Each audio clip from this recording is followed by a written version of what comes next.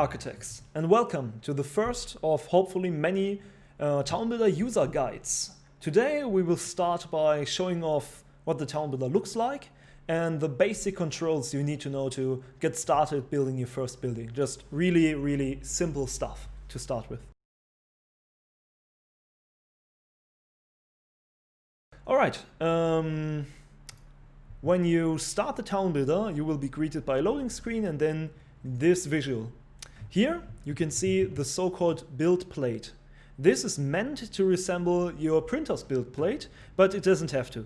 You can build pretty large, larger than any normal 3D printer currently available, or you can go really small, smaller than any currently available 3D printer. So what do we see here? We see a grid, and each of these little squares here is 25 by 25 millimeters, and you can basically work with it as if it was 1 inch, because we offer the option to scale up later. So we have this 1 inch grid, which is inspired by many tabletop games out there, and on this we will build. So to start, you need to get used to the model menu on the left side and the control menu on the right side. If any of the menus ever get in your way, like you're done with the models and you just want the controls, by clicking the currently active type of button up here, you can close the menus, and then you have more space for actually viewing your building. So let's start with the model menu opened.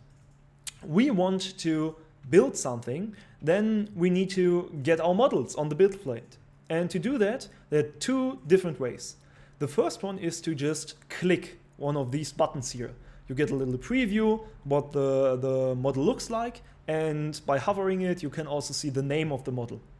So by clicking it, the model will load into the scene, and you now have it here ready to be edited and moved around and all of that stuff. There is an alternative though, because by clicking the button, as you can see, all your models will spawn on the same point, on the origin of the build plate. So sometimes it can be useful to place it somewhere else. Therefore, you can drag out the button like this by holding down your left mouse button, and wherever you let go of it, the model will spawn onto the build plate. Alright. Now, you know how to get models into the scene, but how can you see other models? Currently we just see walls. For that, we have the type buttons up here. These row of buttons shows you the different types. We have walls, stairs, roofs, roof fronts, railings, miscellaneous, floors, columns, airports, and building blocks. I will talk about building blocks later on. Alright, so we can now switch through these and see the different models that are available to us. You will get used to what is in which menu pretty quickly, I think. The other way of filtering your models is by using these buttons here. These allow you to filter through our sets. We currently only have 3 sets available, namely medieval, steampunk, and underground. By clicking on them, you will only see models from these sets. Here we have the caves, sewers, and water, which make up the underground set. Then under medieval we have fachwerk, stone, and wood. Alright, now that you know how to navigate this menu, of course you can also search if you know what the wall is called. So if we search for brick wall, you will see the brick walls. Alright, now that you know how to navigate the menu, let's show you how to actually manipulate models in the scene. I'll do it with this brick wall as an example. With the wall selected, which it automatically is once you drag and drop it in or just click on its button, you can now manipulate it. If you don't have the wall selected, just click on it and it will automatically be selected. To move it around, you can use the W, A, S, and D key. This moves the model away from you, to the left, towards you, and to the right. Of course, these controls change once you turn the camera. Now it will move in the direction that used to be the left. Now this is away from you, and automatically the controls will adapt. So by pressing W, it now moves into that direction. Alright, The other thing you want to do typically with your walls, or rather all your building blocks, is rotate them. This can be done by pressing the Q and E key for left and right directions of rotations. Alright, there we go. So these are really the basic controls. Something else you can do is copy-paste models, which will be really useful once you build like a corner of a building and you need 3 more of those, and you can just select all the models and copy-paste them. So by pressing Ctrl-C, you will copy all the models you have selected, and then by pressing Ctrl-V, you will then paste the models. There we go. Now we got the same wall again. Note, however, that this is really the same wall, which means if you have models that have some kind of variation in them, like these cave walls here, as you can see, these are not the same models. This one has like a little bump here, but this has like 4 different bumps. So if you now take this and paste it a dozen times, you will see it becomes repetitive. We do have automatic variation in our models, but if you copy paste, you will get the exact same model again, just as a heads up. Now, as I said, you can copy paste multiple models, but how can you select multiple models? There are different ways. The first one, maybe the easiest one, is by clicking on them while holding down the Control key. This way you can select more models than just one, and by clicking on the selected model again, still holding down the Control key, you will deselect it. Much like Windows handles their selection. If you now click anywhere else on the screen, the selection will be dropped. Alright, then you can, as I said, copy multiple models. Now we have 2, and if we paste them, both of them will reappear over there. The second possibility how to select multiple models is using the multi-model selection tool. To activate it, you must press Shift and Alt, which will move your screen like this. Then you have this orange square following you around. If you now click, it will shortly disappear, and now sadly the browser marked all the text, but we'll just ignore that for now. And then this area will follow your cursor wherever it goes. And if you now scoop some models with this area, they will be selected. It can be a bit wonky at times, as you can see. A human would say like this wall here, it's within the area, right? But for our program, that actually isn't the case. We're still tinkering on this. Alright, now we have the different models selected, and now we can move them around. Alright, now you know how to add a model to a scene. You know how to manipulate it around, position it, rotate it. Oh yeah, now that I think about it, one more thing actually. There's another basic function of model manipulation I want to showcase now. That is the mirror button. I'll just quickly take 2 times the same wall. As you can see, it is exactly the same model. If I now select one of them and press the M key, it will be mirrored. As you now can see, we have a symmetry going on here because this is the same model, right? And mirroring will be important for some parts of the software. For example, if you want to build roofs, more often than not, we only have one version of a piece, but then you have to mirror it to complete the entire house. I'll showcase this in a later tutorial. The next tool I want to showcase is the multi-model placement tool.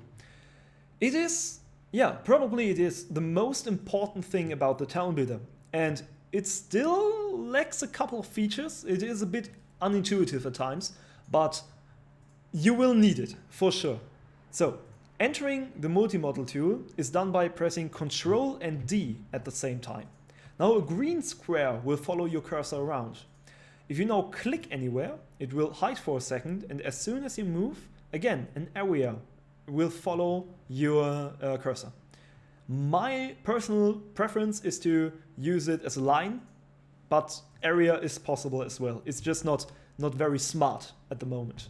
So, by dragging out such a line of fields and then clicking again to confirm your selection, you can now place multiple models at once. As you saw, multiple walls appeared at once, and now you can move them all around at the same time. Alright. Another way to see more models or to filter for more models is the form filter. These are these three little buttons here. Currently, we only show the straight models in the menu. If you now press on the angled filter, you will see that not much changes. The buttons almost stay the same. You have some empty categories now, but mostly everything stays the same. But if I now drag out a model, you can see that it is now angled by 45 degrees and a bit longer, so it stretches across two diagonal fields. If we now click on the curved button, you can see the thumbnail is also changed, and we can now drag out curved walls. There we go. And with these three forms, you can build a lot of things already. We are looking to expand upon other forms if necessary, but for the moment, these three will stay.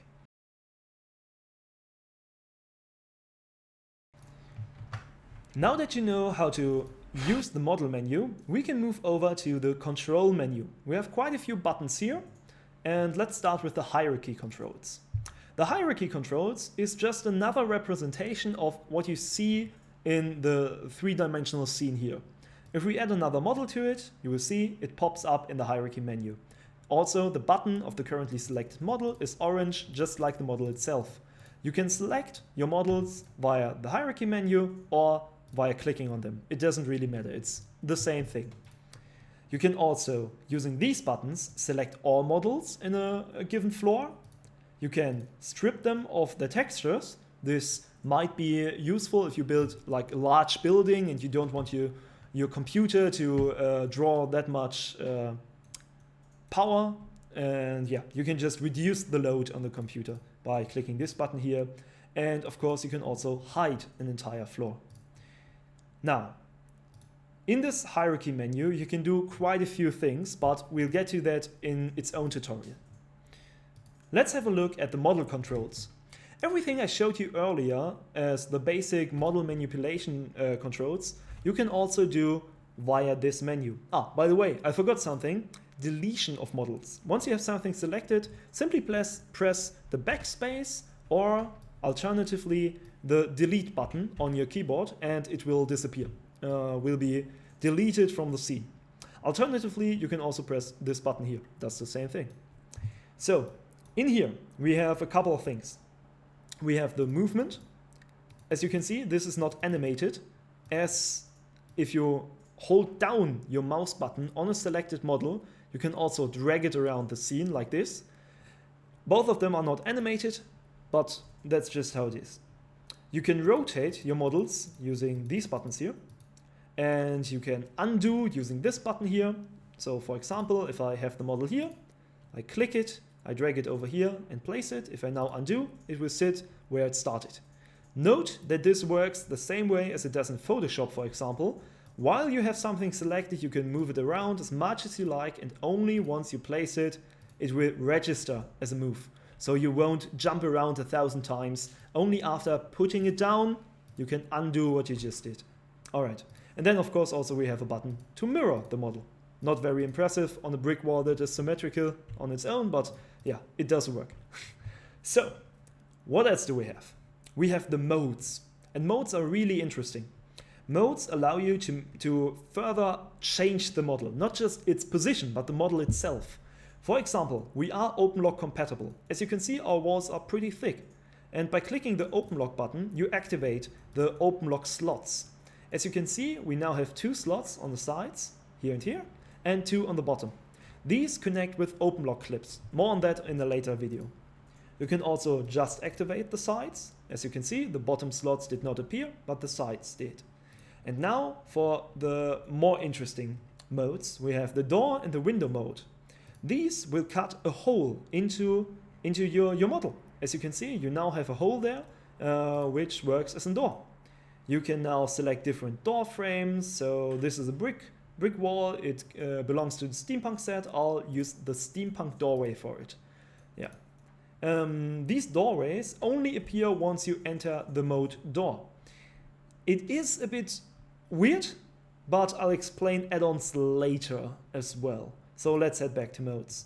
In addition to the door mode, we can also enter the window mode, which will just cut smaller hole in there and give you different options. Again, here as steampunk, you have these two different kinds of windows, but yeah. All right. So these are the modes, these are the movement tools, and up here we have the perfectionist controls. These are only available if you have the Pro version, and I'll get into those in a later tutorial. Let's talk about the add-on menu. Add-ons are available to a lot of different models, and they basically are smaller additional models that just stick onto your model. So if you have this wall, you can move it around like this, right? If you now add, let's say, this control board to it. Actually, I need a bigger wall for that control board. So if we have this wall and we have this control board added to it. I now select the wall, the control board is not selected and will not move around with the wall. However, if I now put an add-on onto this wall, for example, these barrels, they will always be selected with the model and move around with it. Even mirroring. Everything you do with the model, the add-on will do as well. We have a set amount of add-ons. Sometimes it's models that they don't make sense on their own, right? They need to be connected to something. While at other times it just makes sense from a programming perspective, not really from a user perspective. Yeah, we're working on making this more intuitive, but always, when you're looking for something, always be aware there are add-ons which are hidden. They are not part of the model menu. They're on the right side in the control menu. And yeah, down here you also have the modes, because if you activate the window mode, you can immediately see the window add-ons, which is quite useful. Yeah, that's about it, about the different add-ons. Yeah, you can of course place multiple add-ons. Doesn't really make sense a lot of times, but you can do it. And if you want to get rid of all your add-ons, just click the clear button up here. Next up, let's talk about pegs and magnets. I will go in depth in another tutorial about this, but the idea is that you can place different connections to the multiple floors you can create in the Townbuilder. This happens in this menu. As I said, I'll go in depth in another tutorial. And then we have two buttons that will be most likely hidden from you.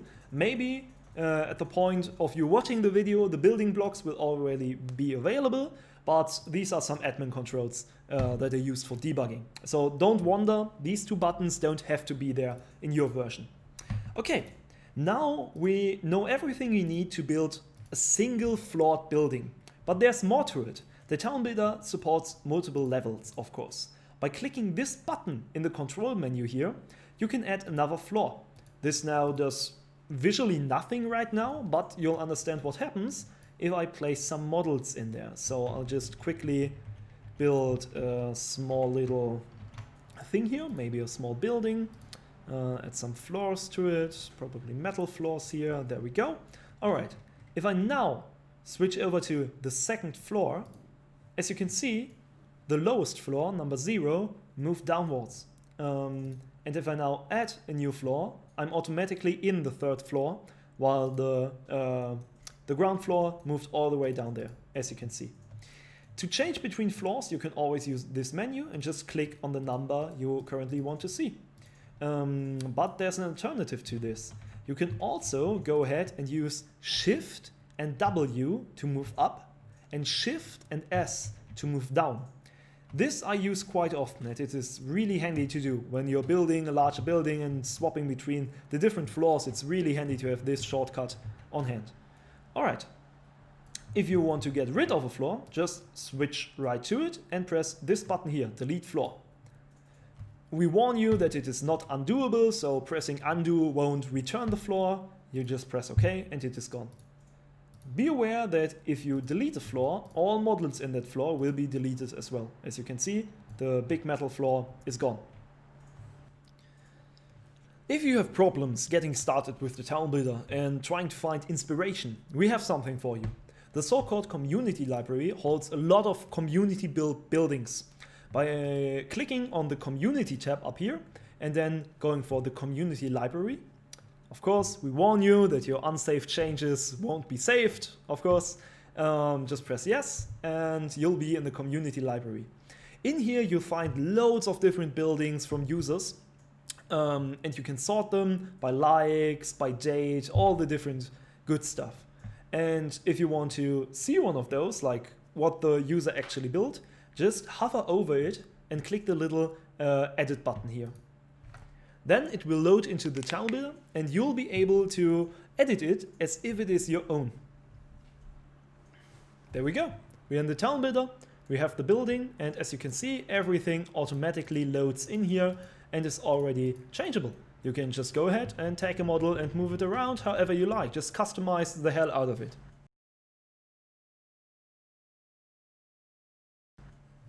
Alright, let's say you are happy with your building. You are done. You built something, you really like it, you want to print it. So how do you go about it? First off, I would always recommend you save your progress during the building phase. By pressing Ctrl S, you open the Save Your Building pop-up. You just give the building a name, let's give it the classic test 1, 2, 3, 4, 5.